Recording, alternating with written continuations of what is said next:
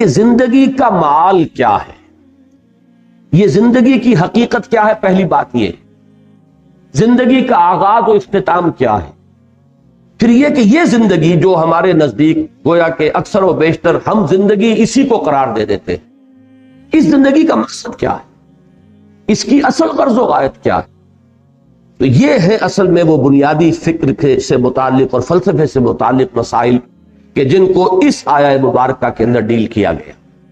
پہلی چیز جو بڑی اہم ہے هو الذی خلق الموت والحیات، جس نے پیدا کیا، تخلیق فرمایا ہے موت کو بھی اور حیات۔ اب یہاں پر جہاں تک حیات کا ہمارا تاثر ہے، تصور ہے، وہ تو یہ ہے کہ یہ ایک مثبت وجودی حقیقت ہے، لیکن موت کے بارے میں ایک مغالطہ ذہنوں میں بیٹھا ہوا ہے۔ بالعموم اس کا بارے میں ذہنوں میں یہ خیال ہے کہ موت معدوم ہو جانے کا نام، چنانچہ بعض جگہ پر تو آپ اکثر و بیشتر تراجم میں بھی دیکھیں گے کہ جیسے قرآن مجید میں سورہ بقرہ کے 3 رکوع میں جو آیت آئی کیف تکفرون باللہ وکنتم امواتا فاحیاکم ثم یمیتکم ثم یحییکم، وہاں بھی آپ دیکھیں گے کہ موت مقدم، حیات اس کے بعد۔ لیکن یہ کہ اس موت کے بارے میں اکثر لوگوں کا مغالطہ ہے کہ گویا کہ معدوم کے معنی میں ہم اسے لے رہے ہیں کہ تم معدوم تھے پھر تمہیں اللہ نے زندہ کیا۔ تو یہاں چونکہ اس موضوع پر کئی مرتبہ گفتگو ہو چکی ہے، لیکن میں اس جگہ توجہ دلا رہا ہوں، خلق الموت والحیات، موت بھی در حقیقت مخلوق ہے، یہ ایک مثبت حقیقت ہے جس پر کہ تخلیق کا عمل گزرا ہے، یہ موضوع ہے عمل تخلیق کا، یہ ایک مثبت وجودی حقیقت ہے۔ موت در حقیقت معدوم ہونے کا نام نہیں ہے، اس لیے کہ عدم پر تخلیق کا اطلاق نہیں ہو سکتی۔ عدم کو پیدا کیا کیسے جائے گا؟ عدم تو در حقیقت جو ہے وہ تخلیق کے بالکل منافی ہو جائے گی، ضد ہو جائے گی۔ لہذا جیسے زندگی ایک مثبت حقیقت ہے جس پر کہ لفظ تخلیق کا اطلاق ہو رہا ہے، ایسے ہی موت بھی ایک مثبت وجودی حقیقت ہے جس پر کہ عمل تخلیق کا اطلاق ہو رہا ہے۔ خلق الموت والحیات لیبلوکم ایکم احسن عملا۔ اب اس میں دیکھیے کہ جہاں تک اس موت کا تعلق ہے جو ہماری زندگی کے بعد آنے والی ہے، اس کے بارے میں تو ہمیں یقین کے ساتھ معلوم ہے کہ وہ معدوم ہونے کی بات نہیں، وہ تو ہمارے ایمان کے بنیادی آرٹیکل آف فیتھ جنہیں کہا جائے گا اس میں شامل ہے۔ اس لیے کہ موت معدوم ہونے کا نام نہیں ہے، بلکہ موت تو در حقیقت ایک کیفیت سے دوسری کیفیت کو منتقل ہونے کا نام ہے۔ آخری جو بھی ہمارا اس حصہ ہے زندگی کا، وہ حیات اخروی، وہ تو سب سے بڑی حقیقت ہے، سب سے بڑی زندگی ہی وہ ہے، لیکن یہ درمیانی وقفہ بھی معدوم ہونے کا نام نہیں ہے، بلکہ جیسا کہ آپ کو معلوم ہے عالم برزخ میں بھی ایک نوع کی زندگی ہے، حیات برزخی ہے۔ اس حیات برزخی کے اندر بھی انسان پر کیفیات وارد ہوں گی، جیسے کہ مشہور ہمارے ہاں اصطلاح ہے عذاب قبر، تو صرف عذاب قبر کا معاملہ نہیں ہے بلکہ ثواب قبر کا معاملہ بھی ہے، اس لیے کہ صحیح احادیث میں یہ موجود ہے کہ قبر جو ہے یا جنت کے باغیچوں میں سے ایک باغیچہ ہے اور یا دوزخ کے گڑھوں میں سے ایک گڑھا ہے۔ تو معلوم ہوا کہ یہ برزخ کا دور جو ہے یہ بھی معدوم ہو جانے کا نام نہیں ہے بہرحال، اور اس کے بعد جو اصل زندگی شروع ہوگی وہ تو ابدی زندگی ہے، اور حقیقت میں تو وہی اس قابل ہے کہ اسے زندگی قرار دیا جائے۔ وَإِنَّ الدَّارَ الْآخِرَةَ لَهِيَ الْحَيَوَانُ لَوْ كَانُوا يَعْلَمُونَ، یقیناً وہ پچھلا گھر اور پچھلی زندگی جو ہے اصل زندگی تو ہے ہی وہ، کاش کہ انہیں معلوم ہوتا۔ البتہ یہ جہاں تک دو حیاتیں ہیں، حیات دنیاوی، حیات اخروی، اور ان کے درمیان میں یہ حیات برزخی، یہ تو 3 چیزیں وہ ہیں کہ جو قرآن مجید سے ابتدائی تعارف رکھنے والا شخص بھی جانتا ہے، اور ہر مسلمان کے وہ ایمان کے لازمی اجزاء میں شامل ہے۔ لیکن ایک حیات اس سے پہلے ہے، ایک موت اس سے پہلے آ چکی ہے، یہ در حقیقت فلسفے اور حکمت قرآنی کا ذرا غامض پہلو ہے۔ مختلف مقامات پر اس کی طرف اشارات ہیں، تفاصیل اس کی آپ کو قرآن میں نہیں ملے گی، اس لیے کہ جو حکمت کے غامض مسائل ہیں انہیں قرآن مجید نے تفصیل کے ساتھ اس پر بحث نہیں کی، اس لیے کہ قرآن مجید صرف حکماء کے لیے نہیں ہے، فلاسفہ کے لیے نہیں ہے، بہت اعلیٰ عقلی صلاحیتیں رکھنے والوں کے لیے نہیں ہے، یہ عامیوں کے لیے بھی ہے، عوام کے لیے بھی ہے۔ لہذا اس میں زیادہ تر بحث کی گئی ہے تفصیل کے ساتھ انہی چیزوں پر کہ جو سب کے ذہن کی گرفت میں آ جائیں، سب کے علم کی سطح تک رسائی جو ہے ان چیزوں کی ہو جائے، اور باقی چیزیں جو ہیں کہ جو زیادہ غامض ہیں، دقیق ہیں، فلسفیانہ حقائق ہیں، ان کی طرف صرف اشارے، اس لیے کہ ان کو ظاہر بات ہے کہ ان سے دلچسپی رکھنے والے عقلاء اور حکماء ہوں گے، اور عاقلانہ اشارہ کافی ہے، عاقلوں کے لیے ظاہر بات ہے کہ اشارہ کافی ہے۔ وہ جب وہاں سے گزریں گے وہ ڈیرا لگا کر بیٹھ جائیں گے، جیسے کہ میں نے ابھی آیت آپ کو سنائی، کیف تکفرون باللہ وکنتم امواتا فاحیاکم ثم یمیتکم ثم یحییکم ثم الیہ ترجعون۔ معلوم ہوا 4 ادوار ہیں، ایک موت پہلے تھی، پھر اس کے بعد احیاء ہوا ہے، پھر اب یہ زندگی آئی ہے، پھر اماتہ ہوگا، پھر اس کے اوپر موت کا عمل وارد ہوگا، پھر احیاء ہوگا، اور پھر وہ زندگی ابدی ہو جائے گی۔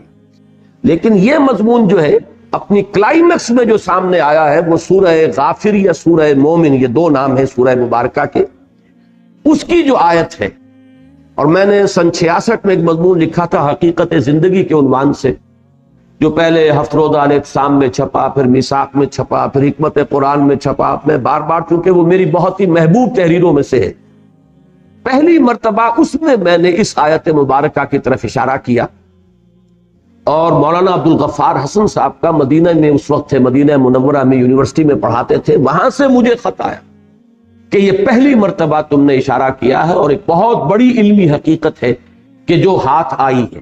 ان کا وہ تحسین کا خط میں نے شائع بھی کیا تھا میثاق میں، وہ آیہ مبارکہ جس میں صراحت کے ساتھ 2 اماتے اور 2 احیاء، اہل جہنم کی فریاد آئی ہے ان الفاظ میں کہ وہ جہنمی اللہ تعالیٰ سے فریاد کریں گے، ربنا امتنا اثنتین واحییتنا اثنتین فاعترفنا بذنوبنا فہل الی خروج من سبیل۔ اے رب ہمارے، تو نے ہمیں 2 مرتبہ مارا اور 2 مرتبہ جلایا۔ یہاں خاص طور پر جو نوٹ کرنے کی بات ہے وہ ہے احیاء کے معنی زندہ کرنا، اماتہ کے معنی مارنا۔ کسی شے کو مارنے کا مطلب یہ کہ پہلے وہ زندہ تھی، تب اس پر اماتہ ہوگا، اور اس کے بعد پھر وہ مردہ سے اس کو زندہ کیا جا رہا ہے۔ اور وہاں بھی آپ دیکھ رہے ہیں جیسے یہاں ہے خلق الموت والحیات، موت کو مقدم رکھا گیا ہے حیات پر، اسی طرح وہاں کنتم امواتا فاحیاکم ثم یمیتکم ثم یحییکم، دونوں مرتبہ موت مقدم ہے حیات پر۔ اور اسی طرح اس آیہ مبارکہ میں ربنا امتنا اثنتین واحییتنا اثنتین فاعترفنا بذنوبنا فہل الی خروج من سبیل، رب ہمارے، تو نے ہمیں 2 مرتبہ مارا اور 2 مرتبہ زندہ کیا، تو اب ہم نے اپنے گناہوں کا اعتراف کر لیا۔ یہ اس رکوع میں بھی وہ لفظ آیا ہے فاعترفوا بذنبہم، تو انہوں نے اعتراف کر لیا، وہ اعتراف کر لیں گے اپنے گناہ کا۔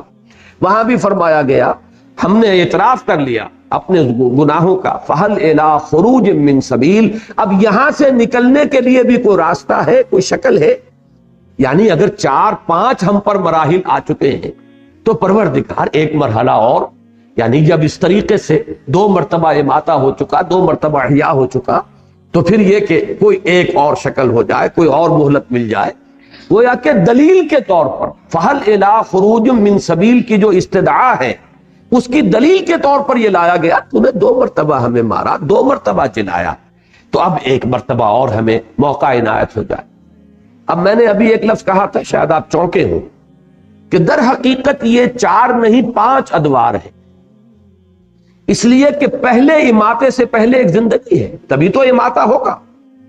تو حیات اولا، پھر اماتہ اولا ہوا ہے، پہلی موت ہوئی ہے، پھر احیاء اولا، یہ دوسری زندگی ہوئی، پھر اماتہ ثانیہ، دوسری مرتبہ کا موت کا وارد کیا جانا، اس کے بعد احیاء ثانی ہوگا، دوسری مرتبہ کا زندہ کیا جانا، اور اس کے بعد زندگی۔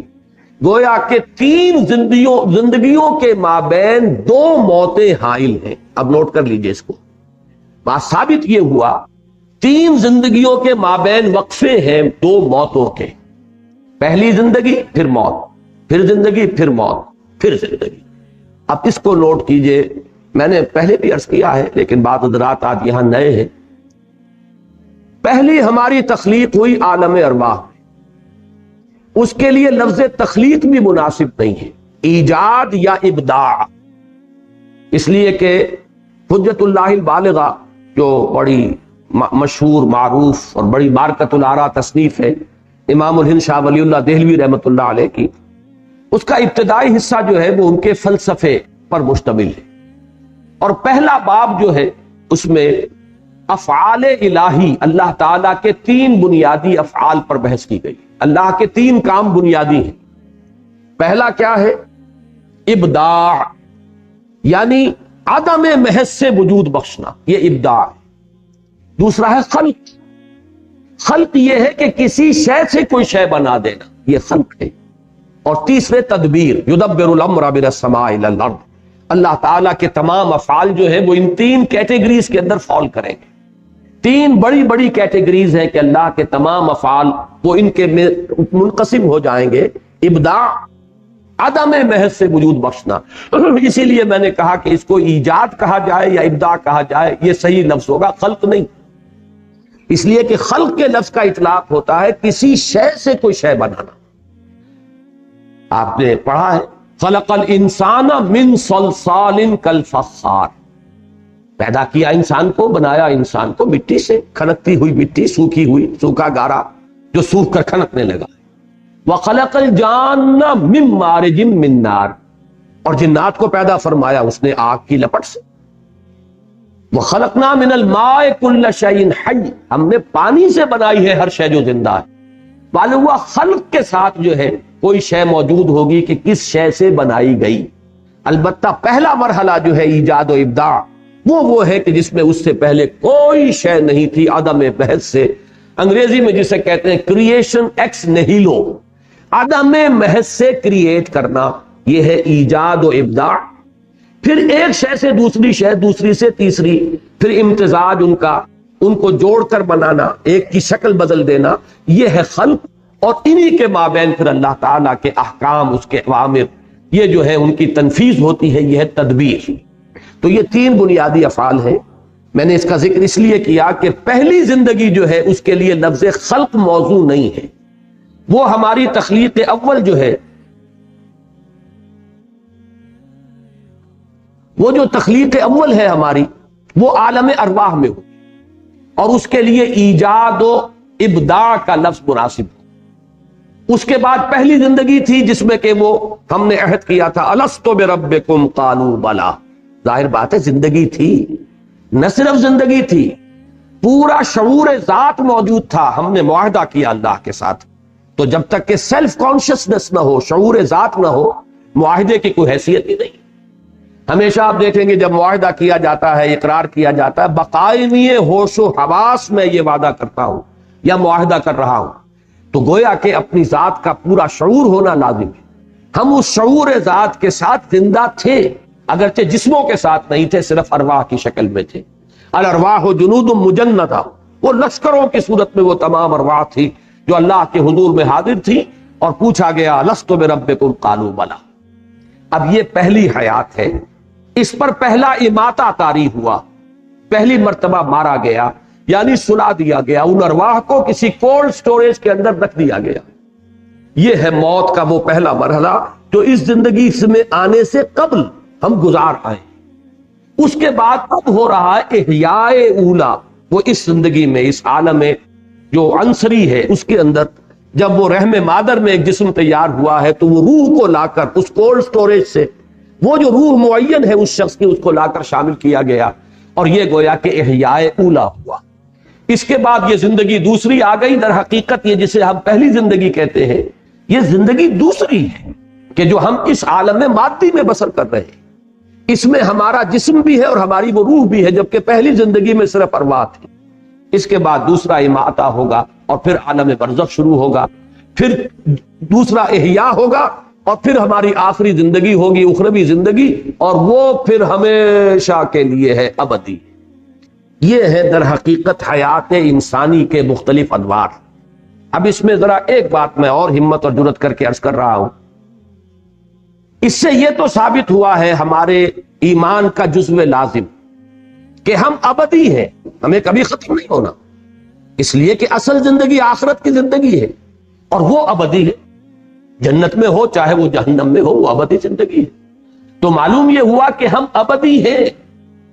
البتہ اسی کا ایک اور غامض پہلو یہ ہے کہ ہم ازلی بھی ہیں، ہمیشہ سے۔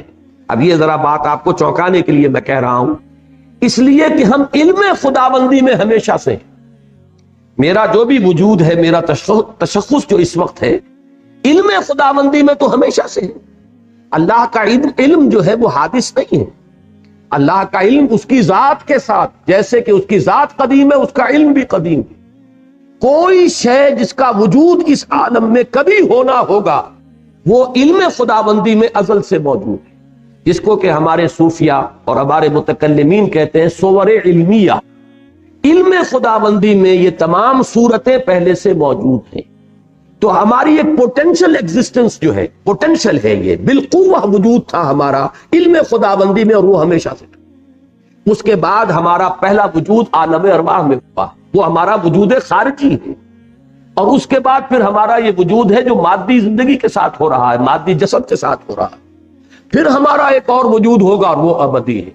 اب یہ ہیں وہ چیزیں جن کے بارے میں میں نے عرض کیا کہ یہ وہ حقائق ہیں کہ جن میں سے حیات دنیاوی تو ہمارے سامنے کی شے ہے، ہمارے تجربے کی شے ہے۔ حیات اخروی وہ ہے جس کا جاننا لازم ہے اگر اس زندگی کو درست بسر کرنا ہے۔ لہذا ان پر تو تفصیل سے گفتگو ہوئی ہے، پوری بحث ہے، پوری شرح و بسط کے ساتھ ہے۔ لیکن یہ ابتدائی مراحل جو ہیں یہ خالص علمی باتیں ہیں، یہ ایک حکمت کے وہ غامض مضامین ہیں کہ جن کو قرآن مجید نے بہت ہی اشارے صرف کر دیے ہیں، اس کے علاوہ یہ کہ ان پر تفصیلی بحث نہیں کی ہے۔ اور خود اس کا جو سبب ہے وہ میں بیان کر چکا ہوں، اس لیے کہ یہ حکمت و فلسفہ کے جو غامض مضامین ہیں ان کا تعلق ہے حکماء سے، اور عاقلاں را اشارہ کافی است۔ اب جو میں نے یہ اس قدر طویل جو زندگی ہے انسان کی، اس کے لیے میں نے وہ لفظ ازلی بھی استعمال کر دیا کہ پوٹینشل ایگزسٹنس ہماری جو ہے وہ تو جب اللہ تعالیٰ کے علم میں ہم ہمیشہ سے موجود تھے۔ ایک تو یہ کہ علامہ اقبال کی جو نظم ہے زندگی کے عنوان سے بانگ درا میں، اس میں دو شعر آج کے ہمارے اس درس کے اعتبار سے انتہائی اہم ہیں، بلکہ اسی آیت کے اعتبار سے اہم ہے۔ پہلا شعر، تو اسے پیمانہ امروز و فرداں سے نہ ناپ، جاویداں پہ ہم دواں ہر دم جواں ہے زندگی۔ واقعہ یہ ہے کہ جو ان الفاظ کے اندر جو شوکت ہے، یہ اس آیہ مبارکہ کے پہلے حصے کی صحیح ترین تعبیر ہے۔ کیا تم سال گنتے ہو 60 سال، 70 سال، 80 سال؟ کیا یہ زندگی ہے؟ یہ تو تمہارے ذہن کی بڑی تنگی ہے۔ بلکہ میں نے وہ حقیقت زندگی کا اپنا مضمون شروع یہاں سے کیا کہ یہ لوگ کہ جو صرف تجربہ اور شہود کے اوپر ایمان رکھنے والے ہیں، وہ تو زندگی سمجھتے بس پیدائش سے موت تک کا وقفہ۔ لیکن کیا یہ 30، 40، 50، 60 سال، 70 سال، 80 سال، ان میں بھی پہلا حصہ گزر جاتا ہے جس میں شعور ہی نہیں، اور پھر بڑھاپا آ گیا تو کہ لا یعلم بعد علم شیئا، پھر کچھ شعور نہیں رہتا۔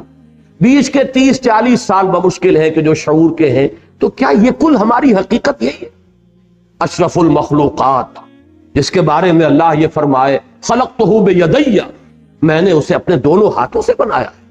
وَلَقَدْ كَرَّمْنَا بَنِي آدَمَ وَحَمَلْنَاهُمْ فِي الْبَرِّ وَالْبَحْرِ وَرَزَقْنَاهُمْ مِنَ الطَّيِّبَاتِ وَفَضَّلْنَاهُ عَلَىٰ كَثِيرٍ مِّمَّنْ خَلَقْنَا تَفْضِيلًا، جس کی شان اس طریقے سے بیان کی جا رہی ہو، کیا اس کی حقیقت بس یہی ہوگی؟ اور اس میں بھی یہ کہ عمر دراز مانگ کے لائے تھے، 4 دن 2 آرزو میں کٹ گئے، 2 انتظار میں۔ واقعہ یہ ہے کہ اگر 70 برس کی زندگی بھی ہو تو 40 برس تو گزر جاتے ہیں۔ بے شعوری کے شروع کا اور آخر کا حصہ دونوں شامل کر لیجئے تو بیچ میں کیا ہے، وہ 2 دن کی زندگی رہ جائے گی کہ جس میں شعور ہے، حرکت ہے، ارادے ہیں، عزائم ہیں، امنگیں ہیں، آپ کچھ بناتے ہیں، بگاڑتے ہیں، کچھ کوئی چیز جو ہے وہ آپ کی زندگی کا جو اصل کہنا پروڈکٹیو پیریڈ ہے وہ تو وہی ہے۔ تو زندگی یہ نہیں ہے، یہ زندگی بہت طویل عمل ہے۔ تو اسے پیمانہ امروز و فردا سے نہ ناپ، جاویداں پہ ہم دواں ہر دم جواں ہے زندگی۔ اب یہ جو جاویداں پہ ہم دواں ہر دم جواں ہے زندگی، ظاہر بات ہے کہ ان حقائق کو کما حق ہو تو ان کی تعبیر ممکن ہی نہیں ہے۔ بس الفاظ آئیں کہ جس سے کچھ تاثر مل جائے۔ اور میں نے آج جو بات عرض کی ہے اسے پھر نوٹ کر لیجئے کہ اس میں ایک حصہ تو ہمارے ایمان کا جزو لازم ہے، یعنی ابدیت، ہمیشہ کا وجود ہے ہمارا، اسے ختم نہیں ہونا ہے۔ وہ جنت میں ہے یا دوزخ میں ہے، اس لیے کہ ابدا خالدین فیہا ابدا جہنمیوں کے لیے بھی آیا، اور خالدین فیہا ابدا اہل جنت کے لیے تو بے شمار جگہ پر آیا۔ تو معلوم یہ ہوا کہ ہمارا وجود ابدی ہے۔ البتہ پہلا حصہ جو ہے اس کے بارے میں عام لوگ تو یہ سمجھتے ہیں کہ ہمارا وجود جو ہے وہ صرف پیدائش سے یا 9 مہینے اور ایڈ کر لیجئے کہ جو رحم مادر کے ہیں، بس یہاں سے سمجھے گا۔ ایک مادہ پرست کی نگاہ اس سے آگے نہیں جائے گی۔ اس سے آگے چلیے تو قرآن مجید نے ایک حقیقت یہ منکشف کی کہ تم تو ایک اور زندگی پہلے بتا بھی آئے ہو، گزار آئے ہو، ایک زندگی ایک موت تم پر پہلے آ چکی ہے اس عالم مادی کے اندر آنے سے پہلے، اور وہ زندگی جو ہے وہ تھی جس میں کہ قول و قرار ہوا تھا الست بربکم قالوا بلا۔ اور تیسری بات میں نے عرض کی ہے، یہ بہت گہرے فلسفے کی بات ہے کہ در حقیقت اس سے بھی پہلے ہمارا ایک وجود، پوٹینشل وجود موجود تھا، علم خداوندی۔ اب اس کے لیے میں علامہ اقبال کا ایک شعر آپ کو سنا رہا ہوں، فارسی کا، فلسفہ اور حکمت کے اعتبار سے بہت اونچا شعر ہے۔ بضمیرت آرمیدم تو بے جوش خود نمائی، بکنار برفگندی در آبدار خضرا۔ اللہ سے خطاب کر رہے ہیں کہ اللہ میں تو تیرے اندر، ضمیر کہتے ہیں کسی کی مخفی حقیقت، اندر کی شے، میں تیرے باطن میں بڑے آرام میں سو رہا تھا، یعنی میں تھا موجود، ایک صور علمیہ کے اعتبار سے میں تیرے علم میں تھا۔ اب تیرے علم میں تھا تو میں تھا، لیکن میں تیرے وجود مطلق میں میرا ایک وجود تھا، بالکل جیسے کہ ایک سی پی کے اندر، یہ ایک مثال آگے دی ہے تشبیہ، سی پی کے اندر موتی موجود ہوتا ہے، لیکن سی پی ایک وقت تک بند رہتی ہے، موتی ظاہر نہیں ہوتا۔ بضمیرت آرمیدم تو بجوش خود نمائی، پروردگار تو نے اپنے آپ کو ظاہر کرنے کے لیے تو نے یہ کائنات بنائی، مجھے بھی بنائی۔ یہ جو اگرچہ قرآن مجید میں کوئی نص قطعی کے طور پر یہ مضمون میرے علم کی حد تک نہیں ہے، اور اس حدیث پر بھی محدثین کا تو ظاہر بات ہے کہ اس پر گفتگو ہے اور جرا ہے، لیکن یہ کہ اکثر ہمارے ہاں کے حکماء اور فلسفہ اسے تسلیم کرتے ہیں کہ اللہ تعالیٰ نے یہ کائنات کیوں پیدا کی۔ کنت کنزا مخفیا فاحببت ان اعرف فخلقت الخلق، میں چھپے ہوئے خزانے کے مانند تھا، میرے اندر قوت کا لاوا تھا جو کھول رہا تھا، میرے اندر خلاقی تھی، لیکن یہ کہ اسے پہچاننے والا کوئی نہیں تھا، لہذا میں نے خلق کو پیدا کیا، اس سے میری وہ قوت خلاقی اور میری وہ قوت جو ہے وہ ظاہر ہوئی۔ الباری، الخالق، المصور، یہ جو اس کی صلاحیتیں تھیں، یہ جو پوٹینشیلٹیز تھی، یہ چھپی ہوئی تھی، مخفی تھی، تخلیق سے وہ ظاہر ہوئی۔ اور پھر اس تخلیق کے بعد ایک ایسی مخلوق پیدا کی گئی جس میں یہ شعور تھا کہ وہ اس کا پورا احساس اور ادراک کر سکے اور معرفت حاصل کر سکے۔ تو معلوم یہ ہوا کہ اللہ تعالیٰ نے اپنے آپ کو ظاہر کرنے کے لیے اور اپنے آپ کو پہچانوانے کے لیے کائنات تخلیق کی، اپنے آپ کو ظاہر کرنے کے لیے کائنات تخلیق فرمائی، اور اپنے آپ کو پہچانوانے کے لیے انسان کو پیدا کیا کہ یہ معرفت کی اس کے اندر صلاحیت تھی کہ اللہ کو پہچانے۔ تو بضمیرت آرمیدم تو بجوش خود نمائی، اپنے آپ کو ظاہر کرنے کے جوش میں تو نے اس کائنات کو بنایا اور مجھے بھی پیدا کیا۔ اور اپنے بارے میں کہہ رہے ہیں بکنارہ برفگندی در آبدار خضرا، جیسے سی پی کے اندر وہ موتی موجود تھا، لیکن پتہ نہیں کسی کو نظر نہیں آ رہا، کون اس کی خوبصورتی کو دیکھے، کون اس کے حسن کا جو ہے اس کو اپریشیٹ کرے۔ تو اس نے اپنا منہ کھولا اور موتی کو باہر پھینکا تاکہ اس موتی کا حسن ظاہر ہو۔ تو نے بھی مجھے اپنے اندر سے نکال کر باہر ڈالا ہے۔ بضمیرت آرمیدم تو بجوش خود نمائی، بکنار برفگندی در آبدار خضرا، میں تو تیرے اندر کا ایک موتی ہوں۔ یہ تیرے اندر کا موتی ہے جس کو میں کہہ رہا ہوں، متکلمین نے اس کے لیے اصطلاح وضع کی ہے صور علمیہ۔ کائنات میں جو شے بھی خارج میں پیدا ہوئی ہے، پہلے وہ اللہ تعالیٰ کے علم میں موجود تھی، اور وہ اللہ کے علم میں اس کا وجود جو ہے وہ اس کا پوٹینشل ایگزسٹنس ہے۔ اس اعتبار سے میں نے آج عرض کیا ہے بات کو، اس لیے کہ اب پتہ نہیں کتنے زندگی کا کتنا حصہ بقایا ہے۔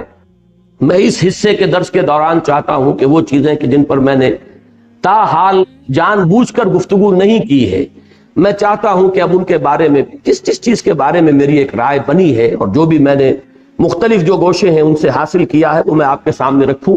اگرچہ مجھے اندیشہ ہے کہ چونکہ جس قسم کا یہ اجتماع ہوتا ہے اس میں بالکل نئے لوگ بھی ہوتے ہیں, ہمارے نوجوان طلبہ بھی ہوتے ہیں, اور اس قسم کے مضامین جو ہے ان کے اندر خطرہ ہوتا ہے کہ کچھ لوگ جو ہیں جن کی فہم کی سطح سے وہ بہت بالا تر ہوں, ان کے لیے وہ فتنہ نہ بن جائے. لیکن یہ کہ اب اور میرے پاس میں نہیں کہہ سکتا کہ کوئی موقع ہوگا کہ نہیں ہوگا کہ میں ان حقائق پر بھی گفتگو کر سکوں, اس لیے میں نے آج اس قدر تفصیل سے بات کی. اب یہ جو میں نے عرض کیا ہے کہ 3 زندگیاں اور 2 موتیں, درمیان میں ہے یہ حیات دنیاوی. نوٹ کیجئے 5 میں نے مراحل بیان کیے, پہلی زندگی, پھر پہلی موت, دوسری زندگی, دوسری موت, پھر تیسری زندگی جو ابدی ہے. یہ جو درمیان کی زندگی اس کا مقصد کیا ہے, یہ وقفے کیوں ڈالے گئے, یہ ہے اصل سوال. پہلے کوسچن پوز کیجئے کہ ایک مسلسل عمل ہے یہ زندگی, تو اسے پیمانہ امروز و فردا سے ناب جاویداں پہم دواں ہر دم جواں ہے زندگی. یہ ایک مسلسل عمل ہے, تو وقفے کیوں ڈالے گئے؟ وقفے کا لفظ میں خاص طور پر استعمال کر رہا ہوں, وہ شعر میں آپ کو سنا چکا ہوں. موت ایک زندگی کا وقفہ ہے, یعنی آگے بڑھیں گے دم لے کر. یہ موت معدوم ہونے کا نام تو ہے ہی نہیں. یہ بھی زندگی کی ایک ایسی کیفیت ہے جس میں ہم شعور سے محروم ہو جاتے ہیں. شعور کے ساتھ تھے پہلی زندگی میں جب عہد کیا الستو بربکم قالوا بلا, پھر وہ ارواح موجود تھیں, معدوم نہیں ہو گئی معاذ اللہ, لیکن شعور نہیں تھا, سلا دی گئی, کولڈ سٹوریج کے اندر سلا دی گئی. پھر ہم شعور کے ساتھ اس زندگی میں آئے, پھر موت آئے گی, اور یہ موت جو ہے یہ تو کامل بے شعوری کی نہیں ہے, اس میں تو شعور رہے گا, اس لیے کہ وہ جنت کا باغیچہ ہے یا دوزخ کا گڑھا ہے, وہ شعور ہے. اگرچہ وہ شعور جو ہے وہ آج ہم نہیں سمجھ سکتے, ہمارے اس وقت کے شعور سے اس میں کیا فرق ہوگا. نیم شعوری کی کیفیت تو بہرحال ہے, اور اس کے بعد جو ہے وہ ہماری زندگی باشعور جو ہے وہ ابدی زندگی ہے. تو ان 5 جو میں درمیانی جو ہے حیات دنیاوی, جو ہم سب کی جانی پہچانی ہے, ہمارے تجربے میں آ رہی ہے, ہم اسے بسر کر رہے ہیں. بلکہ میں بعض اوقات یہ کہا کرتا ہوں, اور یہ دوسرے رکوع میں یہ بحث آئے گی انشاءاللہ, کہ ایک تو ہے زندگی بسر کرنا, ایک ہے کہ زندگی انسان کو بسر کر رہی ہوتی ہے. ہم خود نہیں جی رہے ہوتے, زندگی ہمیں بتا رہی ہوتی ہے, اس لیے کہ ہم نے اپنا کوئی مقصد معین کیا, نہ کوئی ہدف معین کیا, نہ کوئی نصب العین ہے. تو در حقیقت ہم جی نہیں رہے, بلکہ زندگی ہمیں گھسیٹ کر لے کر جا رہی ہے. یہ جیسے کہ اگلی رکوع میں آئے گا کہ ایک وہ ہے جو سیدھا چل رہا ہو, فَمَن يَمْشِي مُكِبًّا عَلَى وَجْهِهِ أَهْدَىٰ اَمَّن يَمْشِي سَوِيًّا عَلَى صِرَاطٍ مُسْتَقِيمٍ. اوندے منہ گھسٹ رہے ہیں کچھ لوگ, صرف اپنے پیٹ کے بل گھسٹ رہے ہیں, پیٹ کھانے کو مانگتا ہے, ڈال دیا تو وہ زندگی کی گاڑی چلی جا رہی ہے, وہ خود جی نہیں رہے. یہ زندگی برائے زندگی ہے, جبکہ زندگی در حقیقت کسی مقصد کے لیے ہونی چاہیے. کوئی آدرش ہو, کوئی نصب العین ہو, کوئی آئیڈیل ہو, کوئی آپ کا مقصود و مطلوب ہو, تب زندگی ہے. تو ایک ہے زندگی بسر کرنا, یہ بہت کم لوگوں کو نصیب ہے. حقیقت میں زندگی بسر کرتی ہے اکثر و بیشتر لوگوں کو, وہ زندگی نہیں گزارتے, زندگی انہیں گزارتی ہے. بہرحال یہ زندگی جو ہم گزار رہے ہیں, یا وہ زندگی جو ہمیں اس وقت گزار رہی ہے, بسر کر رہی ہے, اس کی غایت کیا ہے؟ یہ ہے جو دوسرا ٹکڑا اس آیہ مبارکہ کا, لِيَبْلُوَكُمْ أَيُّكُمْ أَحْسَنُ عَمَلًا. انتہائی اہم ہے کہ یہ در حقیقت ایک امتحانی وقفہ ہے. اس میں ٹیسٹنگ پیریڈ اس کو شمار کیجئے, امتحان. جیسے ایک 3 گھنٹے کا امتحان ہوتا ہے, میں بعض اوقات یہ کہا کرتا ہوں 3 گھنٹے کا امتحان, چونکہ ہر ایک شخص اس سے واقف ہے. یہ ایک 30 سال کا امتحان ہے, فرق کچھ نہیں ہے. یہ تو کوانٹیٹیٹو معاملہ ہے, کوالیٹیٹو کوئی فرق نہیں ہے. 3 گھنٹے کا امتحان, 30 سال کا امتحان. 30 سال میں اس لیے کہہ رہا ہوں کہ چاہے عمر کتنی بھی ہو, میں عرض کر چکا ہوں کہ پروڈکٹیو پیریڈ جو ہے انسان کی زندگی کا, جس میں وہ کچھ بناتا ہے یا بگاڑتا ہے, وہ در حقیقت وہ 30 سال کے لگ بھگ بنتے ہیں. 30 نہیں 40 سال ہو جائیں گے, اللہ خیر سب. تو یہ اس کا امتحان ہے. یہ بہت اہم بات ہے قرآن مجید کے فکر اور فلسفے کو سمجھنے کے لیے. پوری زندگی انسان کی اس امتحان ہی سے عبارت ہے. میں نے ایک مضمون لکھا تھا حج کی حقیقت پر, اور حضرت ابراہیم علیہ السلام کی شخصیت کے حوالے سے میں نے امتحانی مراحل گنوائے. پہلا امتحان انسان کا اس کے شعور کا ہوتا ہے کہ آیا وہ اپنے پروردگار کو پہچانتا ہے یا نہیں, اسی عالم محسوسات میں گم ہو کر رہ جاتا ہے, یا یہ کہ اس سے اوپر ابھرتا ہے. اور وہ کھول آنکھ زمین دیکھ، فلک دیکھ، فضا دیکھ، مشرق سے ابھرتے ہوئے سورج کو ذرا دیکھ. ان آیات الہیہ کے ذریعے سے اگر وہ معرفت حاصل کرتا ہے اللہ کی تو پہلے امتحان میں پاس ہو گیا. اور اگر وہ اسی میں گم ہو کر رہ گیا، صرف حیوانوں کا سا دیکھنا دیکھتا رہا اور حیوانوں کا سا سننا سنتا رہا، تو گویا کہ وہ ناکام ہوا. وہ تو ضل ضلالا بعیدا، جس نے خدا کو پہچانا ہی نہیں وہ تو پہلے ہی امتحان میں فیل. اب جس نے پہچان لیا، اب اس کے بعد استقامت کا امتحان آئے گا. ان الذین قالوا ربنا اللہ ثم استقاموا. اب عمل کا امتحان شروع ہوگا. اللہ کا حکم ہے اس کو مانو، اللہ نے روکا ہے رکو. پھر اللہ تو اب تمہارے لیے ایک سے ایک چیلنج نیا لائے گا. پرائمری کا امتحان پاس کر لو گے تو مڈل ہے، پھر میٹرک ہے، پھر آگے چلے گا. حضرت ابراہیم علیہ السلام کا پہلا امتحان، باپ نے گھر سے نکالا، وَاہْجُرْنِی مَلِيًّا قَالَ سَلَامٌ عَلَيْكَ. وہ اللہ تعالیٰ کی توحید پر قائم ہے. پہلا امتحان جو ہے عمل کا پاس کیا ہے کہ وہ باپ نے گھر سے نکال دیا. اس کے بعد اس سے بڑا امتحان، اب وہ نمرود کے دربار میں پیشی ہو رہی ہے، لیکن ان کا صبر، ثبات، استقامت، ان کا عزم، ان کا حوصلہ قائم ہے. اور آنکھوں میں آنکھیں ڈال کر بات کی ہے، جو مجادلہ سورہ بقرہ میں آیا ہے کہ تم اگر خدائی کے مدعی ہو تو اللہ تعالیٰ سورج کو مشرق سے نکالتا، مغرب سے نکال کے دکھاؤ. فَبُہِتَ الَّذِي كَفَرَ. تیسرا امتحان، ڈال دو اس کو آگ میں، اس کو جلا دو. بہت بڑا الاؤ بنا دیا گیا اور کھڑا کر دیا گیا. اب بھی آخری موقع ہے، باز آ جاؤ، رجوع کر لو. یہ امتحان، کامیاب ہوئے. بے خطر کود پڑا آتش نمرود میں عشق، عقل ہے محو تماشائے لبے بام ابھی. چوتھا امتحان، انی مہاجر الی ربی سیہدین. گھر بار وطن کو چھوڑ کر بالکل سمجھیے ان ولڈرنس نکل گئے ہیں. اس لیے کہ اس وقت کی دنیا کا تصور کیجئے، آج سے 4,500 سال قبل کی دنیا. کہاں معلوم تھا کہ کہاں جا رہے ہیں، کیا حالات ہوں گے، کہاں پر ہمیں کوئی ہوٹل بنے ہوئے ملیں گے یا سرائیں ملیں گی، لیکن نکل گئے. پھر پوری زندگی مہاجرت میں ہے، آج یہاں ہے کل وہاں ہے. اور آخری امتحان جس پر کہ میں نے الفاظ لکھے ہیں کہ اس سے بڑی کامیابی اور کوئی نہیں ہو سکتی کہ ممتحن پکار اٹھے کہ وہ امتحان واقعتاً بڑا کڑا تھا. وہ جو فرمایا گیا ہے کہ اب اپنے بیٹے کو 100 برس کا بوڑھا، جس نے دعائیں مانگ مانگ کر بیٹا لیا تھا، اور اب وہ بیٹا 13 برس کا ہوا ہے. فلما بلغ معہ السعی، جبکہ وہ بھاگ دوڑ کے قابل ہوا ہے، جبکہ باغو بن گیا ہے بوڑھے باپ کا. اور اچھے الفاظ وہاں پر میرے قلم سے اس وقت نکل گئے کہ وہ بوڑھا باپ دیکھ دیکھ کر جی رہا ہوگا، بیٹے کو جوان ہوتا دیکھ رہا ہے. میرے مشن کا علم بردار، میرے کام کو آگے لے کر چلنے والا، میرے دست و بازو بننے والا اللہ نے مجھے عطا فرمایا ہے، ولی عطا فرمایا ہے، ساتھی عطا فرمایا ہے. آخری امتحان جو ہے، ممتحن کے ترکش امتحان میں ایک تیر باقی تھا، اور وہ سب سے زیادہ کاری تیر. جب اس میں کامیاب ہوئے ہیں، فلما اسلما وتلہ للجبین ونادیناہ یا ابراہیم قد صدقت الرؤیا انا کذالک نجزی المحسنین. اور اس میں فرمایا ان ھذا لہو البلاء المبین. کوئی شک نہیں کہ یہ بہت کڑا امتحان تھا ابراہیم، تم نے سب پاس کر. یہ حضرت ابراہیم کی شخصیت اس اعتبار سے کہ پوری زندگی مسلسل امتحان کی زندگی. یہی وجہ ہے کہ سورہ بقرہ میں ایک آیت میں اس کو سمو لیا. وَإِذِ ابْتَلَىٰ إِبْرَاهِيمَ رَبُّهُ بِكَلِمَاتٍ فَأَتَمَّهُنَّ قَالَ إِنِّي جَاعِلُكَ لِلنَّاسِ إِمَامًا.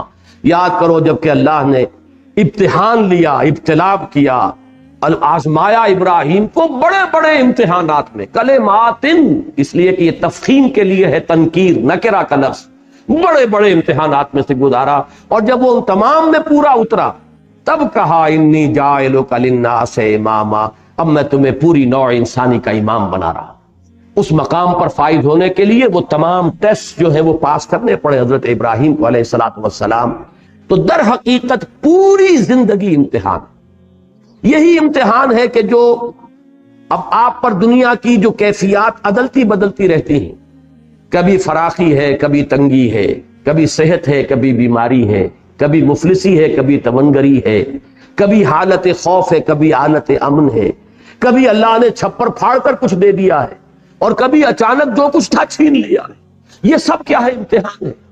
چنانچہ سورۃ الفجر کے اندر جو مضمون آیا ہے کہ فَأَمَّا الْإِنسَانُ إِذَا مَا ابْتَلَاهُ رَبُّهُ فَأَكْرَمَهُ وَنَعَمَهُ فیقول ربی اکرمن واما اذا مبتلاہ فقدر علیہ رزقہ فیقول ربی اہانن کلا۔ انسان کا بڑا مغالطہ ہے، بڑے دھوکے میں آ جاتا ہے جب اس کا رب اسے آزماتا ہے، آزمانے کے لیے اسے دولت دیتا ہے، نعمتیں دیتا ہے، وہ سمجھتا ہے میرے رب نے مجھے عزت دے دی۔ عزت نہیں ہے، امتحان ہے خدا کے بندے۔ اسی طریقے سے جب وہ امتحان لیتا ہے دوسری شکل میں، وَإِذَا مَبْتَلَاهُ فَقَدَرَ عَلَيْهِ رِزْقَهُ، اس پر اس کے رزق کو تنگ کر دیتا ہے، ناپ تول کر دینے لگتا ہے حساب کتاب سے، تو کہتا ہے ربی اہانن، میرے رب نے تو مجھے ذلیل کر دیا۔ نہیں، یہ ذلت نہیں، وہ عزت نہیں، یہ ذلت نہیں۔ عزت اور ذلت کا فیصلہ تو قیامت کے دن ہوگا۔ ذالک یوم التغابن، جس کو اس دن جس کا اعزاز ہو گیا وہ ہے عزت والا، اور جو اس روز ذلیل ہو گیا اور عذاب مہین کے اندر مبتلا کر دیا گیا وہ ذلیل ہو گیا۔ باقی اس دنیا کی زندگی میں یہ کیفیت بھی امتحان کی ہے، وہ کیفیت بھی امتحان کی۔ تو اس پورے کے اوپر، زندگی کے اوپر اس کو پھیلائیے کہ در حقیقت یہ حیات دنیاوی جس کو ہم اپنی غلط فہمی میں زندگی کہہ بیٹھتے ہیں، یہ زندگی نہیں ہے۔ یہ 3 زندگیوں میں سے ایک زندگی ہے، بلکہ 5 زندگیوں میں سے ایک زندگی ہے، اس لیے کہ موت بھی ایک طرح کی زندگی ہے، بے شعوری کی زندگی ہے در حقیقت موت، معدوم ہونے کا نام تو ہے ہی نہیں۔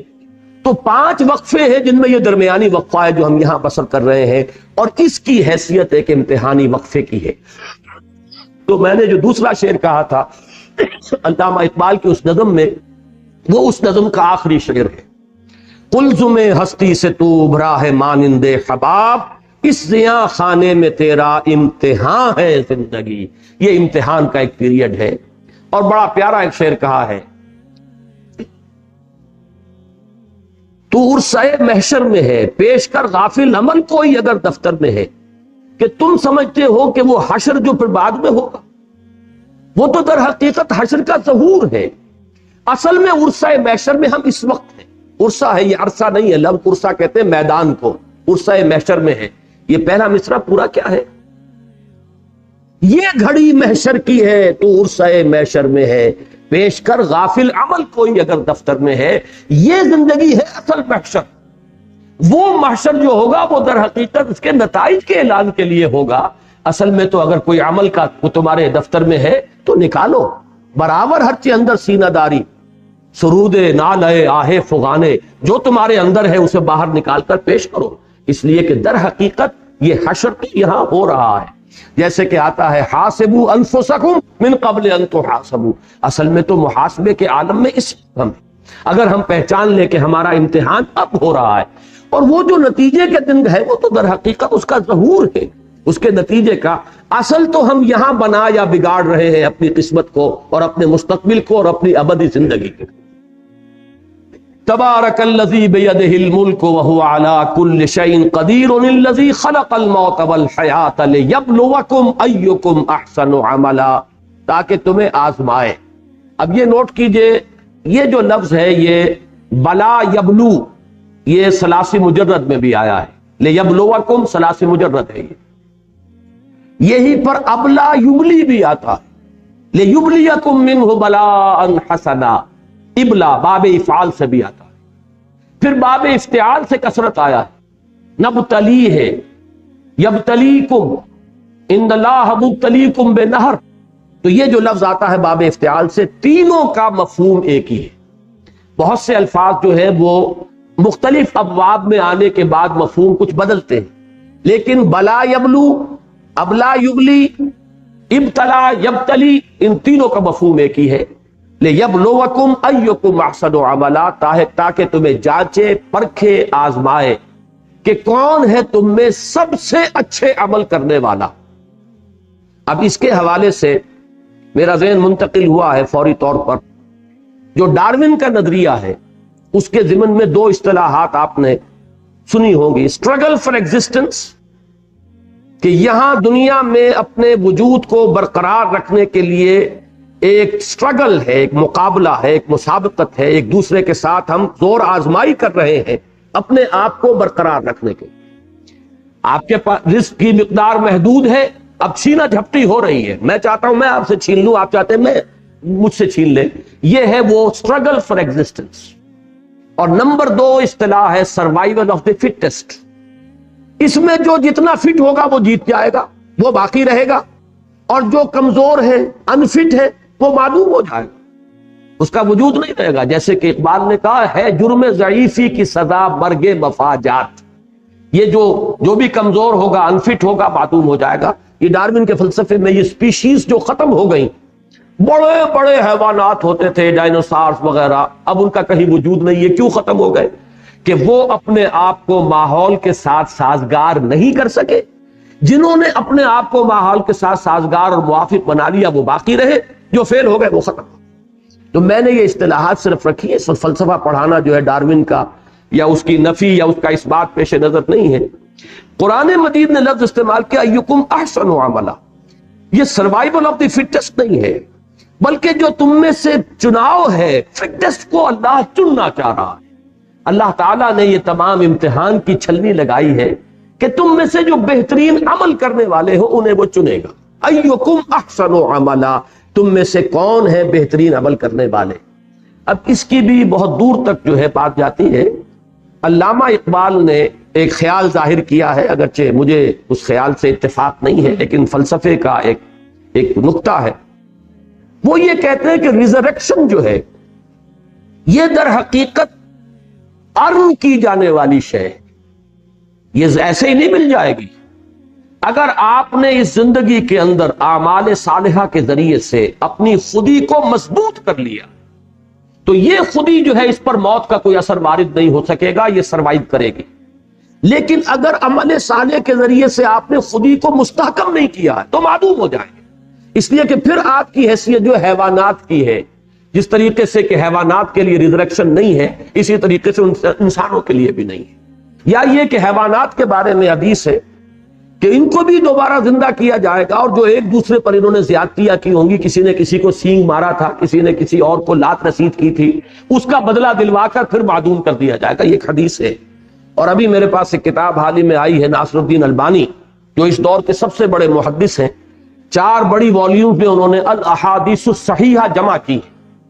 یعنی صرف صحیح ہے نہیں، دوسری کتابوں میں بھی جو حدیثیں کے صحت کے معیار پر پوری اترتی ہیں ان کو انہوں نے سب کو جمع کر دیا.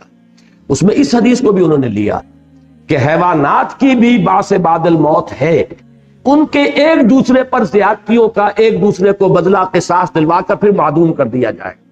یہ بات جو ہے مولانا مناظر حسن گیلانی نے بھی الدین القیم میں بڑی تفصیل سے اس پر گفتگو کی ہے، اس کے آخری حصے میں.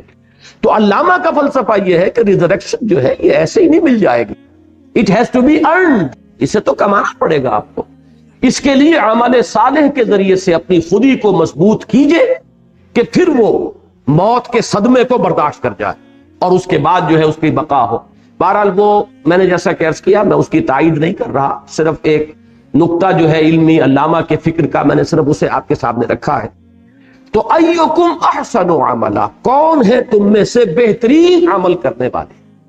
اس کا ایک منطقی نتیجہ نکلتا ہے اور وہ قرآن مجید کے بہت سے مقامات پر پھر اس کو واضح کیا گیا ہے، کھول کر بیان کیا گیا ہے کہ وہ جو سروائیول آف دی فٹسٹ اور اسٹرگل فار ایگزسٹنس ہے، قرآن یہ چاہتا ہے کہ آپ اسٹرگل کریں، ایک دوسرے سے مسابقت کریں خیر میں، نیکی میں. وَلِكُلٍّ وِجْهَةٌ هُوَ مُوَلِّيهَا فَاسْتَبِقُوا الْخَيْرَاتِ. ہر ایک نے اپنا کوئی نہ کوئی ہدف معین کیا ہوا ہے جدھر اس نے اپنا رخ کیا ہے، تو تم بھی اے مسلمانوں رخ کرو اور استباق کرو. استباق کہتے ہیں بھاگنا، دوڑنا ایک دوسرے سے مقابلے کے لیے اور ایک دوسرے سے آگے نکلنے کے لیے. استباق وہ جو حضرت یوسف کو ان کے بھائی لے گئے تھے اور آ کر پھر جب انہوں نے والد اپنے حضرت یعقوب علیہ السلام کی خدمت میں جو اپنی معذرت پیش کی ہے، یا ابانا انا ذهبنا نستبق وترکنا یوسف عند متاعنا، تو ہم نے دوڑ کا مقابلہ کیا تھا ایک دوسرے سے آگے نکلنے کے لیے، اور اپنے کپڑوں کے پاس، سامان کے پاس یوسف کو ہم چھوڑ گئے تھے، فاکلہ الذئب، تو اسے ایک بھیڑیا کھا گیا. تو استباق کے معنی ہے دوڑ لگا کر ایک دوسرے سے آگے نکلنا. فاستبقوا الخیرات، اے لوگو، اے مسلمانوں، تم نیکیوں میں ایک دوسرے سے آگے نکلو. یہی لفظ سورہ حدید میں آیا ہے، وہاں پر باب مفاعلہ سے مسابقت سے آیا، سابقوا الی مغفرۃ من ربکم وجنۃ عرضھا کعرض السماء والارض. معلوم ہوا کہ سٹرگل جو کی تو برقرار ہے، مسابقت اسینشلی موجود ہے، ایک دوسرے سے آگے بڑھنے کا جذبہ جو ہے یہ غلط نہیں ہے، پسندیدہ ہے، صرف یہ کہ اس کے رخ کو بدل لو۔ تم دنیا میں ایک دوسرے سے آگے نکلنا چاہ رہے ہو، تم دولت میں، جائیداد میں، دنیاوی شہرت میں، دنیاوی وجاہت میں، اس میں ایک دوسرے کو جو ہے شکست دینے کے درپے ہو، ایک دوسرے سے آگے نکلنے کی فکر کرے ہو۔ تمہارا مقام اس سے بہت بلند ہے۔ تم نیکیوں میں ایک دوسرے سے آگے نکلو، بھلائیوں میں ایک دوسرے سے آگے نکلو، خدمت خلق میں ایک دوسرے کو مات دینے کی کوشش کرو، ایک دوسرے سے آگے نکلنے کی کوشش کرو۔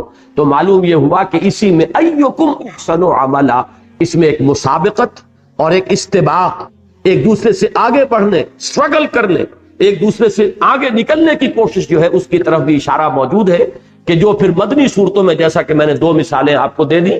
سورہ بقرہ میں فرمایا وَلِكُلٍّ وِجْهَةٌ هُوَ مُوَلِّيهَا فَاسْتَبِقُوا الْخَيْرَاتِ، اور وہاں سورہ حدید میں فرمایا سَابِقُوا إِلَىٰ مَغْفِرَةٍ مِّن رَّبِّكُمْ وَجَنَّةٍ عَرْضُهَا كَعَرْضِ السَّمَاءِ وَالْأَرْضِ۔ تو مسابقت کا جذبہ اپنی جگہ درست ہے، یہ فطرت انسانی میں ودیت شدہ ہے، البتہ اس کو صحیح رخ پر ڈالنے کی بات ہے کہ اس کو نیکیوں اور بھلائیوں، خیرات اور حسنات اور خدمت خلق کے رخ پر ڈالو اور اس میں ایک دوسرے سے پڑھنے کی کوشش کرو۔ وَهُوَ الْعَزِيزُ الْغَفُورُ، اور وہ العزیز ہے زبردست اور غفور ہے بخشنے والا۔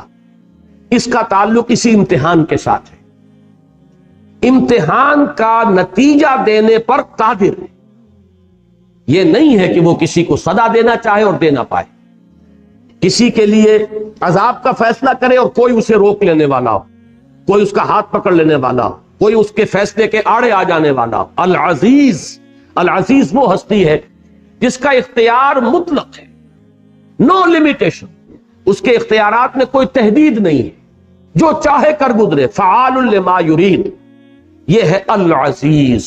لیکن اس کے ساتھ الغفور بھی ہے، وہ بخشنے والا بھی ہے، خطاؤں سے درگزر کرنے والا بھی ہے۔ غفر کا اصل مفہوم ہے ڈھانپ لینا، اس لیے مغفر کہتے ہیں خود کو جو سر کو ڈھانپ لیتا ہے۔ تو در حقیقت اللہ تعالی جس کو ہم کہتے ہیں پردہ پوشی بھی کرنے والا ہے، بخشنے والا، پردہ پوشی فرمانے والا۔ تو اس میں گویا کہ العزیز میں ایک پہلو ہے تخویف کا، خوف، دہشت پیدا کرنے والا، اور غفور میں تشویق کا، امید پیدا کرنے والا۔ اور جیسا کہ آپ کو معلوم ہے کہ در حقیقت انسان کا صحیح موقف ایک درمیانی کیفیت ہے، بین الخوف والرجاء، ایک طرف خوف کی کیفیت بھی برقرار رہے اور دوسری طرف اللہ کی مغفرت اور اس کی رحمت کی امید بھی قائم رہے۔ ان دونوں کے بین انسان کا موقف رہنا چاہیے۔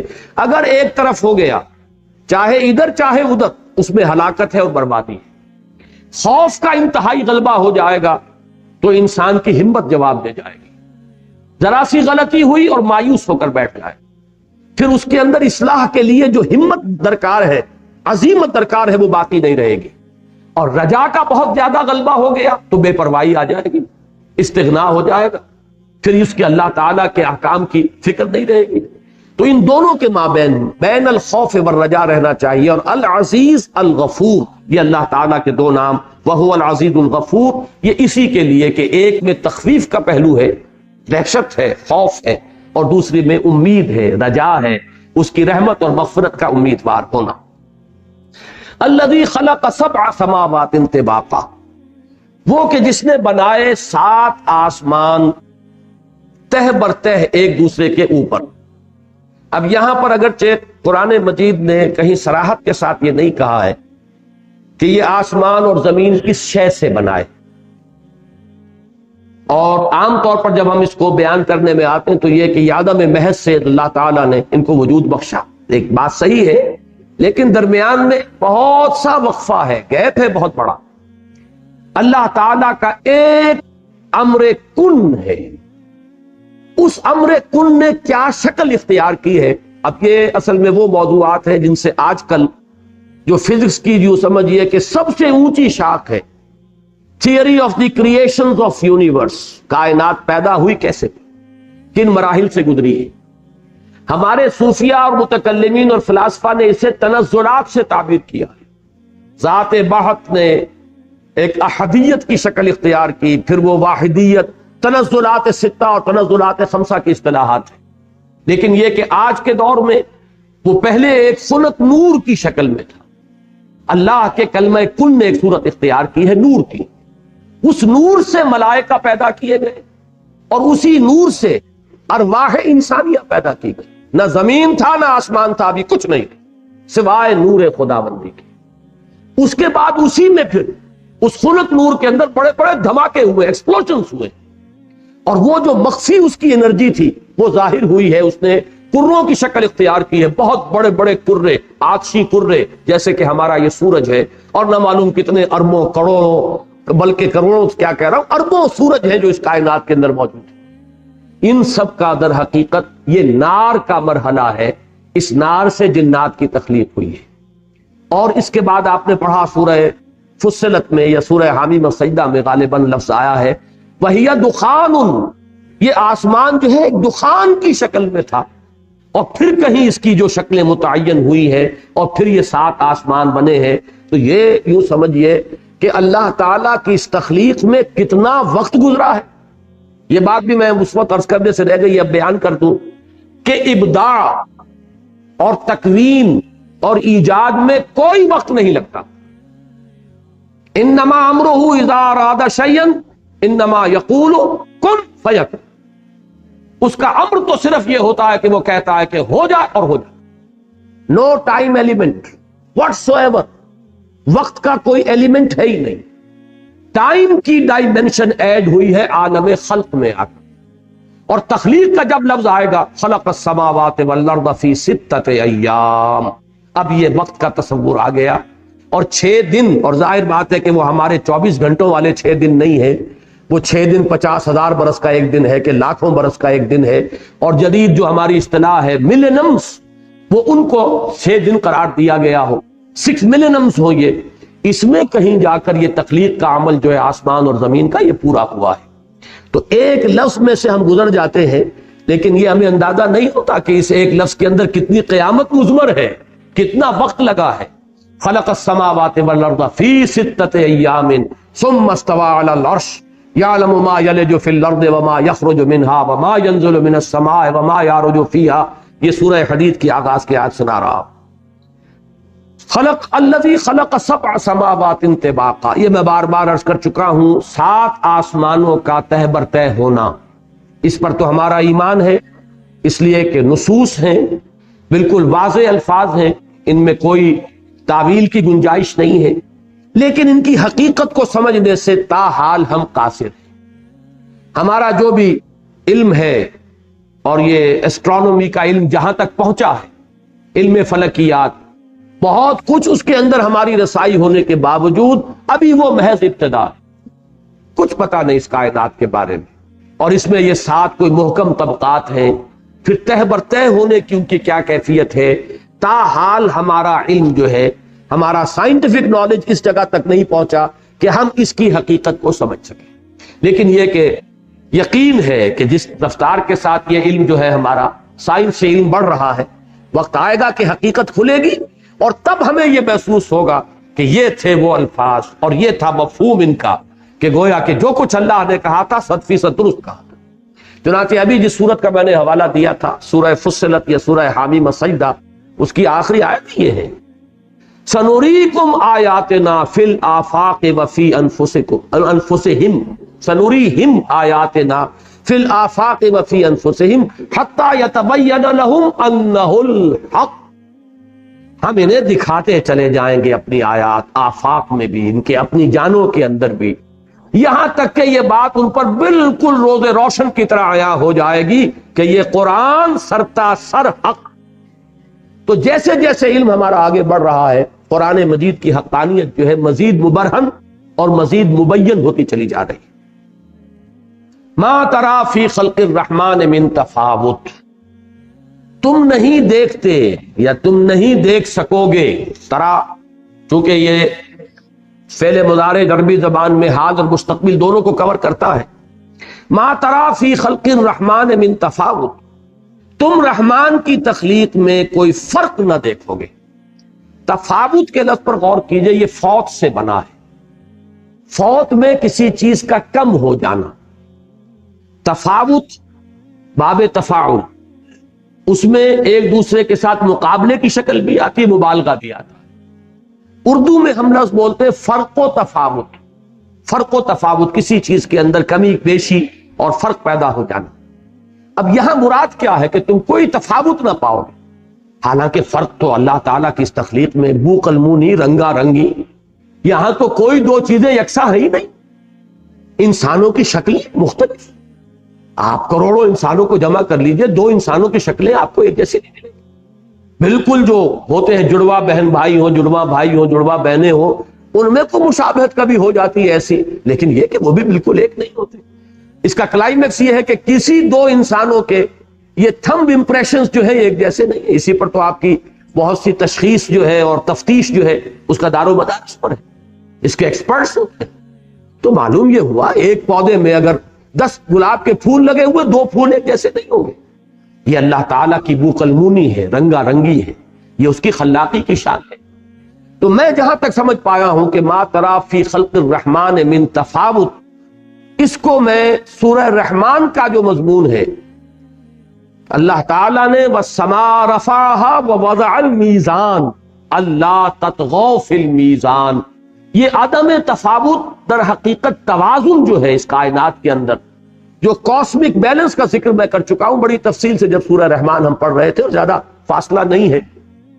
سورہ رحمان جو ہے اس گروپ کی جو مکیات تھی، چھٹے گروپ کی، اس کے اندر وہ سورہ رحمان تھی۔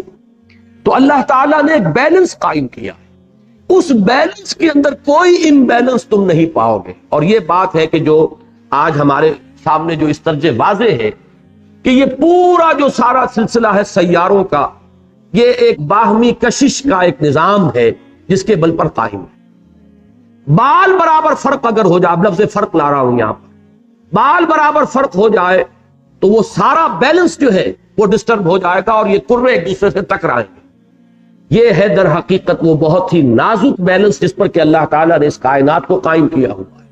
لو سانس بھی آہستہ کے نازک ہے بہت کام، آفاق کی اس کارگہ شیشہ گری کا، آفاق کے یہ عظیم کرے بھی شیشوں کے مانند ہے کہ ایک ذرا سا شیشہ جو ہے وہ اگر گرا ہے تو وہ ٹوٹ کر چورا چورا ہو جائے گا۔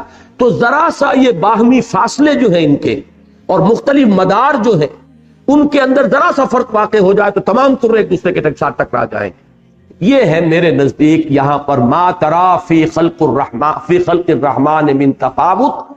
یہ تفاوت جو ہے شکل کا نہیں ہے، شکل کا تفاوت تو ہے، کرے بڑے بھی ہیں چھوٹے بھی ہیں، سورج بڑے بھی ہیں چھوٹے بھی ہیں، گیلیکسیز ہے، پھر یہ کہ زمین کی مخلوقات ہیں، جانور ہے، فرق ہے، گونا گونی ہے، ایک ہی نوع ہے لیکن اس کے اندر شکلیں مختلف ہیں، ایک ہی پھول ہے، ایک ہی پودے کی شکلیں مختلف ہیں۔ بلکہ قرآن مجید میں مختلف جگہ پر اللہ تعالیٰ نے اپنی نشانیوں کو بیان کیا ہے کہ بسا اوقات کھجور کے 2 درخت ایک ہی جڑ پر کھڑے ہوئے لیکن ان دونوں کے پھل جو ہے ذائقے میں مختلف ہیں۔ زمین ایک، پانی ایک، سوائل ایک اور جڑ ایک، لیکن اس کے جو پھل آ رہے ہیں مختلف آ رہے ہیں۔ تو یہ تو در حقیقت اللہ کی خلاقی اور صنائی کا اس کی ایک نشانی ہے۔ تو تفاوت اس معنی میں نہیں بلکہ ایک عدم توازن تم اس میں نہیں پاؤ گے، بلکہ جیسا کہ سورہ رحمان میں فرمایا کہ وَالسَّمَاءَ رَفَعَهَا وَوَضَعَ الْمِيزَانَ اللہ تطغوا فی المیزان وَأَقِیمُوا الْوَزْنَ بِالْقِسْطِ وَلَا تُخْسِرُوا الْمِيزَانَ۔ میں وہاں وضاحت کر چکا ہوں کہ اس میں عام طور پر لوگوں نے یہ جو تولنے والی میزان ہے وہ مراد لی ہے۔ وہ در حقیقت سورہ حدید میں جب لفظ آیا ہے وَأَنزَلْنَا مَعَهُمُ الْكِتَابَ وَالْمِيزَانَ، وہاں تو در حقیقت میزان اس مفہوم میں لی جا سکتی ہے، لیکن یہ کاسمک بیلنس ہے اس فضا کے اندر، اس خلا کے اندر، کائنات کے اندر جو توازن اللہ نے قائم کیا ہے۔ اس کے بعد فرمایا فَارْجِعِ الْبَصَرَ، تو ذرا لوٹاؤ اپنی نگاہ کو۔ کیوں کہا لوٹاؤ؟ اس لیے کہ پہلی مرتبہ کا دیکھنا وہ تھا جہاں اس کا ذکر نہیں کیا گیا، ما ترا فی خلق الرحمن من تفاوت۔ پہلی مرتبہ غور کرو تمہیں اس کائنات کے اندر کہیں امبیلنس نظر نہیں آئے، کمال توازن پاؤ گے اس کائنات کے اندر۔ اس کے بعد فرجع البصر، ذرا لوٹاؤ اپنی نگاہ کو پھر دیکھو۔ لیکن اس کے بعد آیا کرتین، کرتین سے مراد یہ 2 مرتبہ نہیں، بار بار اپنی نگاہ کو بار بار لے جاؤ، غور کرو، سوچو۔ لیکن فرمایا ما هل ترى من فطور، تم دیکھتے ہو کہیں کوئی فطور؟ اب یہ فطور کے لفظ کو سمجھیے، فاطورا، فطر، اسی سے یہ عید الفطر تھی جو گزری ہے، زیادہ عرصہ نہیں ہوا، افطار ہے روزے کو توڑنا، روزے کو ختم کرنا، اور فطر کا لفظ ہے، اور یہ فے سے جو الفاظ شروع ہوتے ہیں بہت سے، ان میں آپ دیکھیں گے کہ ایک مفہوم مشترک ہوگا، توڑنا، پھاڑنا۔ فلق، رات کی تاریکی کا پردہ چاک ہوتا ہے اور سفیدہ سحر نمودار ہوتا ہے۔ فالق الاصباح، فالق الحب والنوا، فلق جو ہے کہ وہ گٹھلی پھٹتی ہے، دانہ پھٹتا ہے، اس میں سے دو پتیاں نکلتی ہیں جو پودے کی شکل اختیار کرتی ہیں۔ اسی طرح لفظ فطر ہے، اور اسی طریقے سے اور بہت سے الفاظ ہیں۔ یہ فقہ اللغہ کا موضوع ہے۔ فرج، فرج کا لفظ میں خاص طور پہ اس لیے نوٹ کرانا چاہتا ہوں، فرج بھی کہتے ہیں کسی خلا کو، اور خلا انسانی شخصیت کے اندر سب سے بڑا خلا جو ہے وہ اس کا سیکسول معاملہ ہے، جس میں کہ سب سے زیادہ اندیشہ ہوتا ہے کہ انسان بے قابو ہو جائے گا اور اس کی پوری شخصیت جو ہے اس کی راہ سے برباد ہو جائے گی۔ فرج کہتے ہیں کسی خلا کو، جیسے کہ فصیل میں کوئی دراڑ پڑ گئی ہو تو دشمن کا اندیشہ ہے کہ وہ اس میں داخل ہو جائے گا اور وہ جو قلعہ ہے وہ فتح ہو جائے گا۔ اسی طریقے سے انسانی شخصیت میں خاص طور پر یہ جنسی جذبہ جو ہے یہ اس شخصیت کے دراڑ کی حیثیت رکھتا ہے، اندیشے کی جگہ ہے۔ یہ جو فرمایا کہ تم ہمارے اس خلق میں ما ترا فی خلق الرحمن من هل ترى من فطور، دیکھتے ہو تم کوئی فطور؟ کہیں کوئی خلا ہے، کہیں کوئی رخنا ہے، رکھنے کا لفظ سب سے عمدہ ہوگا، کہیں کوئی دراڑ ہے، کہیں کوئی کمی ہے، یعنی یہ نظام انتہائی مربوط، اس میں کہیں کوئی خلا نہیں ہے۔ اور اس کے لیے سورہ قاف کی آیت کا میں اشارہ کرنا چاہتا ہوں، وہاں لفظ فروج آیا ہے جہاں یہاں فطور آیا ہے۔ افلم ينظروا الى السماء فوقهم كيف بنيناها وزيناها وما لها من فروج، یہ فرج کی جمع فروج، کہیں کوئی خلا، کوئی رخنے، کہیں کوئی دراڑیں تمہیں نظر نہیں آئیں گی۔ یہ پورا مربوط ہے یہ سلسلہ تخلیق ہمارا، اور یہ ساری گفتگو ہو رہی ہے اس پورے کاسمک لیول پر۔ ثم ارجع البصر کرتین، پھر لوٹاؤ اپنی نگاہ کو، کرتین میں عرض کر چکا ہوں 2 مرتبہ مراد نہیں ہے، بار بار۔ ینقلب الیک البصر خاسئا وهو حسیر، تمہاری نگاہ پلٹ آئے گی تھکی ہاری ہوئی اور ناکام اور خاسر ہو کر، اور تمہیں کہیں بھی اللہ تعالی کی تخلیق کے اندر کوئی خلا، کوئی رخنا، کوئی امبیلنس، کوئی دراڑ نظر نہیں۔ یہ جو چیلنج ہے در حقیقت یہ وہی مضمون ہے جو قرآن مجید میں ابھی جو ہم نے صورتیں پڑھی تھی، سورہ حدید سے لے کر اور سورہ تغابن تک، خاص طور پر جو 5 صورتیں آتی ہیں کہ جن کے شروع میں ہے سبح للہ ما فی السماوات والارض یا یسبح للہ ما فی السماوات وما فی الارض، جو مضمون ان کا ہے وہ اس کا ہے۔ یہ در حقیقت کائنات تسبیح حالی پیش کر رہی ہے۔ غور کرو، دیکھو، آسمان کو دیکھو، زمین کو دیکھو، دن اور رات کے نظام کو دیکھو، اس تخلیق میں ہمارے تمہیں کوئی عیب نظر آتا ہے؟ کوئی کمی؟ کہیں تم نشاندہی کر سکتے ہو کہ یہ شے یوں نہ ہوتی، یوں ہوتی تو بہتر تھا؟ بڑا غور پر۔ اور اگر نہیں ہے، اگر یہ تخلیق کامل ہے تو در حقیقت یہ دلالت کر رہی ہے خالق کے کمال پر۔ یہ تخلیق دلالت کر رہی ہے، یہ گویا کہ زبان حال سے پکار کر کہہ رہی ہے، میرا صانع، میرا خالق، میرا فاتر، میرا باری، یہ جو میں الفاظ استعمال کر رہا ہوں، الخالق، الباری، المصور، میرا صانع، میرا مصور، میرا خالق، میرا باری، یہ ہر نقص سے، ہر عیب سے، ہر ضعف سے، ہر کمی سے، ہر احتیاج سے منزہ ہے، اعلیٰ ہے، عرفہ۔ اس کی قدرت میں کوئی کمی نہیں، اس کے علم میں کوئی کمی نہیں، اس کی حکمت میں کوئی کمی نہیں۔ یہ ہے وہ تسبیح حالی جو کائنات کا ذرہ ذرہ کر رہا ہے۔ ویسے کائنات کی تسبیح کے اندر وہ دوسرا پہلو بھی موجود ہے جو میں بیان کر چکا ہوں ان صورتوں کی تفسیر کے ضمن میں، وہ تسبیح قولی بھی ہے جسے ہم نہیں جانتے، وَلَٰكِن لَا تَفْقَهُونَ تَسْبِيحَهُمْ، لیکن یہ تسبیح حالی ہے جس کا کہ یہاں ذکر کیا گیا چیلنج کے انداز میں، اسلوب بدل گیا کہ گویا کہ یوں کہہ دیا جائے کہ کائنات کا ذرہ ذرہ ثبوت دے رہا ہے اپنے خالق کے کمال کا، اس کے کمال قدرت، کمال علم اور کمال حکمت کا۔ یا یوں کہہ دیا جائے، چیلنج کر دیا جائے کہ دیکھو ہماری کائنات کو، کہیں تمہیں اس میں عیب نظر آئے، کہیں کوئی دراڑ، کہیں کوئی خلا، کہیں کوئی نقص، کسی بھی اعتبار سے اگر تم نہیں نشاندہی کر سکتے تو اس کے معنی کیا ہے؟ کہ مانو کہ جو اس کا خالق ہے وہ ہر عیب سے، ہر ضعف سے، ہر نقص سے پاک ہے، اعلیٰ ہے، عرفہ ہے، منزہ۔ هل ترى من فطور ثم ارجع البصر كرتين ينقلب اليك البصر خاسئا وهو حسير وَلَقَدْ زَيَّنَّا السَّمَاءَ الدُّنْيَا بِمَصَابِيحَ۔ بس اسی آیت پر آج کا درس ہم ختم کریں گے۔ اور ان سماوات میں سے السماء الدنیا، اس کو نوٹ کیجئے، یہ مرکب توصیفی ہے، دونوں الفاظ جو ہے وہ معرفہ ہے، السماء الدنیا، اور دونوں جو ہے رفیع حالت میں ہے۔